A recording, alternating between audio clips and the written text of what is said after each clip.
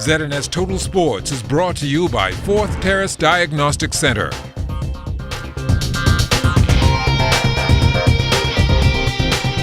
Good evening, Bahamas. I'm Kelsey Johnson. Welcome to Sports Thursday. The Professional Baseball Fall League will start next month, and Bahamian Anthony Seymour's name has been removed from the roster. The center fielder playing with the Florida Fire Frogs, a team under the Atlanta Braves organization, was one of 7 players selected to suit up and play in the Arizona Fall League. Here's why it was in this exclusive. It was a noise complaint in our house. Our neighbors next door, they called the security and told them we were making loud noise in the house, and they came and they told the Atlanta Braves. And the Atlanta Braves then suspended me, made us pay a fine, and told me that I wasn't going to the Fall League. So it's tough, but it's nothing I can do about it. It's not my decision. It's unfair, but the only thing I can do is play. The only thing I control is me going out there, playing hard and stuff like that. I don't determine and I don't make those decisions. The guys in the front office do. What exactly was Anthony's reaction when he found out? Yeah, I wasn't going. I talked to my agent. He said he understands maybe a suspension or fine, but take away from my development is tough. But it is what it is. You know, what for me is for me. Nobody can take it away. Our men's national softball team finishing pool play yesterday at their Pan Am and CAC qualifier in the Dominican Republic. That's where we find our Julian Gibson. This Pan Am and CAC softball qualifier from the Dominican Republic brought to you by Rubis Bahamas Limited. With the score tied at 1 between Team Bahamas and Panama, up to bat in the 4th inning would be Sherman Ferguson. With 2 home runs already in the tournament, he would hit a shot to right center field, solo blast. Team Bahamas led 2-1. That lead would stand until the bottom of the 7th inning. Alcott Forbes still pitching for Team Bahamas. Panama have the bases juice, a 3-2 count on the batter, 2 out. A drive into short right field. Garfield Bethel charging, and he makes the final out. The winning pitcher for Team Bahamas, Alcott Forbes.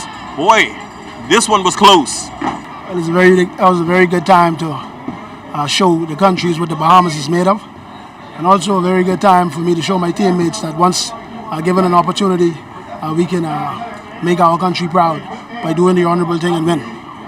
Timely hits, like they say. Clutch hits, came up big, came up to the plate, needed a run, give us a drive, they give it a drive. So far in the tournament, boy, 3 home runs.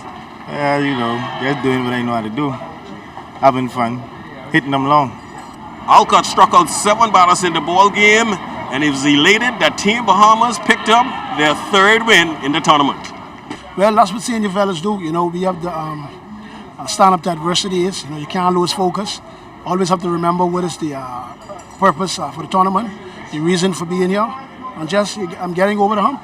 Now, Team Bahamas finishes competition with a record of 3-4. It's not a qualifying record to make it to the Pan Am Games and also the CAC Games. But Team Bahamas will advance to those 2 tournaments because when you look at ECAS countries, we had better records than Belize and also Aruba. Special thanks to Rubis Bahamas Limited, my hard-working cameraman Ashley Taylor in Santo Domingo, the Dominican Republic. Reporting for ZNS Total Sports, I am Julian Gibson.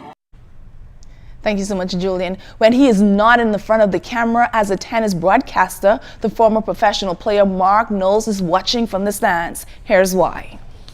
Starting at Wimbledon this year, I started coaching Milos Raonic, the great player from Canada. That's been very exciting, along with my television duties. It's been great to be around such a great professional, former number 3 player in the world, somebody who's got a real opportunity to be a Grand Slam champion and move up the rankings even more.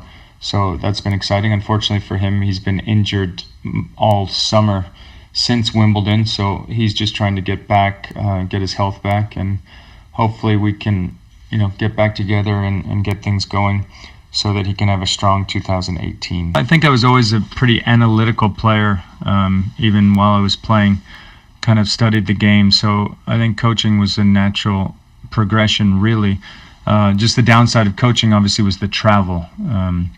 But when I was had the opportunity to work with Milos, obviously he's a player with tremendous potential, and really felt that he was one of those guys that could really help understand his game very well. That part's exciting. It kind of fulfills the competitive role as well. You're part of a team, and there's a lot that I learned throughout my career, good things, bad things, and I can share that knowledge with Milos and really help him in his journey in becoming the best player he can be. Shooting guard for the Texas Longhorns women's basketball team, LaShawn Higgs, is making her presence felt at the Division I school. The Harbor Island native is in her junior year and preparing to be one of the leaders for the squad. She played in all 34 games with 2 starts last year, averaging around 17 minutes per game. Some of her highlighting moments for the 2016-2017 season included the 12 points and 2 rebounds scored in the game with NC State in the NCAA second round, 12 points, 4 rebounds, and 3 assists against Oklahoma State in the Big 12 tournament qualifiers. Higgs also scored in double figures on 10 occasions during the season. We have been working a lot and very hard in the off-season and throughout the preseason workouts. This year, just like any other team or player, I expect that we make it further than we did last year, mainly achieving the goal of winning a national championship. As for myself, I improved so much, not only physically but mentally as well, and I look forward to being more of a leader this year and to contribute in every and any way that I can, whether it's scoring, defending, rebounding, or whatever the coach wants me to do. The baseball park is not the only place you can find juicy hot dogs. The Commonwealth American Football League is hoping to attract fans to the games with the smell of some delicious food. Hello fans, come out. We definitely need the fan support.